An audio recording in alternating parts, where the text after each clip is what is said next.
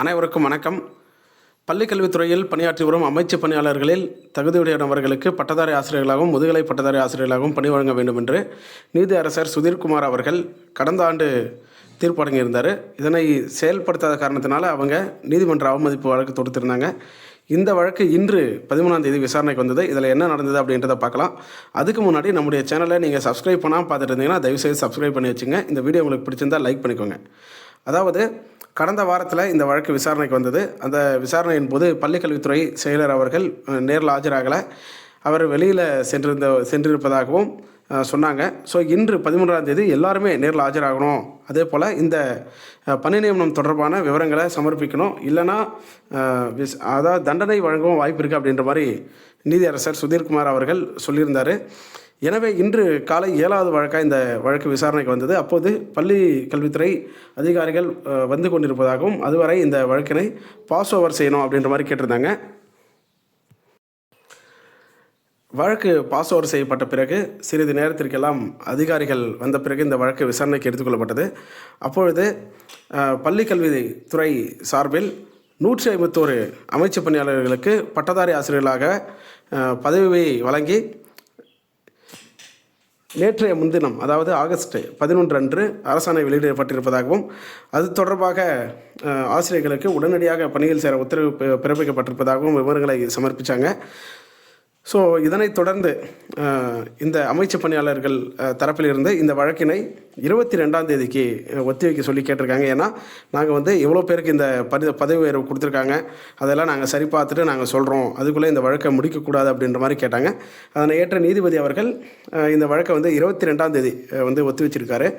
இதற்கிடையில் பார்த்திங்கன்னா இந்த 151 பட்டதாரி ஆசிரியர்களுக்கு பதவி உயர்வு வழங்கப்பட்ட விவரங்கள் வெளியாகியிருக்கு.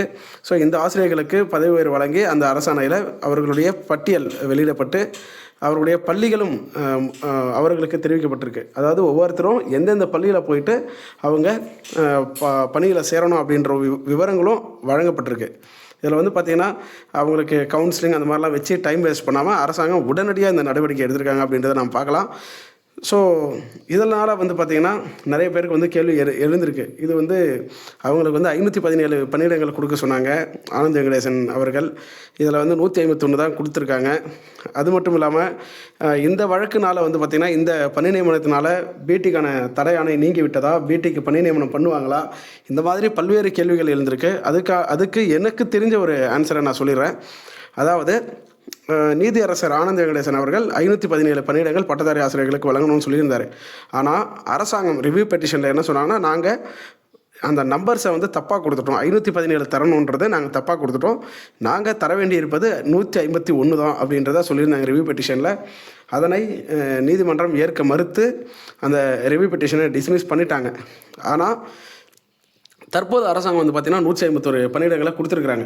இதனால் பட்டதாரி ஆசிரியர்களுக்கான தடை அப்படின்றது நீங்கிடுச்சா, நேரடி நியமனம் பண்ணிக்கலாமா அப்படின்னா தற்போது வரை அந்த தடை அப்படின்றது நீங்கவில்லை. ஆனால் இந்த செயல்முறையை நம்ம எப்படி பார்க்கலாம்னா, பட்டதாரி ஆசிரியர்களுக்கான நேரடி நியமனத்தை மேற்கொள்வதற்காக அரசு ஒரு சமரசத்திற்கு வந்திருப்பதாக நம்ம புரிஞ்சுக்கலாம். ஏன்னா இந்த அமைச்சு பணியாளர்களுக்கு பதவி உயர்வு வழங்குவதாக இருந்தால் அரசாங்கம் எப்போதும் வழங்கியிருக்கலாம். ஆனால் தற்போது வரை அரசாங்கம் இந்த எண்ணிக்கையை குறைப்பதிலும் பல்வேறு முயற்சிகளை மேற்கொண்டது. இறுதி கட்டமாக நேரடி நியமனத்தில் பாதிக்கப்பட்டிருக்கக்கூடிய ஆசிரியர்களுக்கு நீதி வழங்க வேண்டும், அந்த ஆசிரியர்களை பணி வழங்க வேண்டும் என்ற ஒரே ஒரு காரணத்துக்காக தான் அரசாங்கம் இந்த ஒரு முயற்சிக்கு வந்திருக்கிறாங்க அப்படின்ற மாதிரி நம்ம புரிஞ்சுக்கலாம். ஏன்னா அவங்க நினச்சிருந்தா மேல்முறையீடு பண்ணியிருக்கிறோம், மேல்முறையீடு பண்ணிவிட்டு நாங்கள் அதில் வர தீர்ப்பை பொறுத்து நாங்கள் பணி நியமனம் பண்ணுறோன்னு சொல்லியிருக்கலாம். ஆனால் இந்த பிரச்சனையை ஒரு முடிவுக்கு கொண்டு வர வேண்டும், இந்த இழுபறியான ஒரு நிலையில் இருக்கக்கூடிய இந்த பட்டதாரி ஆசிரியர் நேரடி நியமனத்தை மேற்கொள்ள வேண்டும் அப்படின்றதுக்காக தான் இந்த பணி நியமனத்தை கொடுத்துருக்காங்க அப்படின்னு நம்ம புரிஞ்சுக்கலாம்.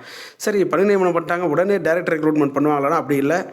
ஸோ இன்னும் இதில் பிஜிக்கான அப்பாயின்மெண்ட் போட வேண்டியிருக்கு. அது மட்டும் இல்லாமல் நீதி அரசர் சொன்ன, அதாவது ஆனந்த் வெங்கடேசன் அவர்கள் சொன்ன அந்த 517 பணியிடங்கள் அப்படின்றது இன்னும் நடைமுறையில் தான் இருக்குது. ஸோ அரசாங்கம் மேல்முறையீடு பண்ணியிருக்கிறாங்க. அங்கே போயிட்டு சார் நாங்கள் 151 பணியிடங்கள் தான் கொடுக்கணும், அதுக்கான தரவுகள் இது தான், இங்கே பாருங்கள், நாங்கள் ஏற்கனவே ரிவ்யூ பெட்டிஷன் போட்டு அங்கேயும் விளக்கங்கள் கொடுத்தோம், அது ஏற்றுக்கொள்ளப்படவில்லை, எனவே இங்கே பாருங்கள் சரியான விவரங்களை நாங்கள் கொடுத்துட்டோம், அந்த 151 ஆசிரியர்களுக்கும் நாங்கள் பணியும் கொடுத்துட்டோம், அதனால் பட்டதாரி ஆசிரியர்களுக்கான நேரடி நியமனத்துக்கு எங்களுக்கு அனுமதி கொடுங்க அப்படின்ட்டு அவங்க அனுமதி பெற்று நேரடி நியமனத்தை பண்ணுவாங்க. சரிங்களா? ஸோ இந்த நடவடிக்கையும் எடுக்காமல் வந்து அவங்க நேரடி நியமனத்தை கேட்டாங்கன்னா கொடுக்கறதுக்கு வாய்ப்பு கம்மி. அப்படின்றதுனால தான் இப்போ 151 பேருக்கு நாங்கள் பணி கொடுத்துட்டோம். சரிங்களா? எங்களுக்கு பட்டதாரி ஆசிரியர்களை நேரடி நியமனம் பண்ணுறதுக்கு அனுமதி கொடுங்க.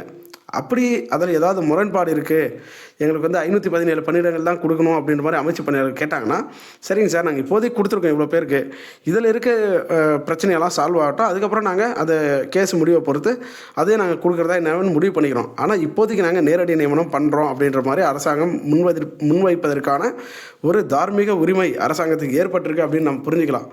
எனவே பட்டதாரி ஆசிரியர்கள் இப்போதைக்கு குழப்பமடைய வேண்டியதில்லை. ஆனால் உங்களுக்கான கதவுகள் விரைவில் திறக்கும் அப்படின்றத நம்ம இந்த இடத்துல சொல்லிக்க கடமைப்பட்டிருக்கிறோம். எல்லோருமே மகிழ்ச்சியாக இருங்க.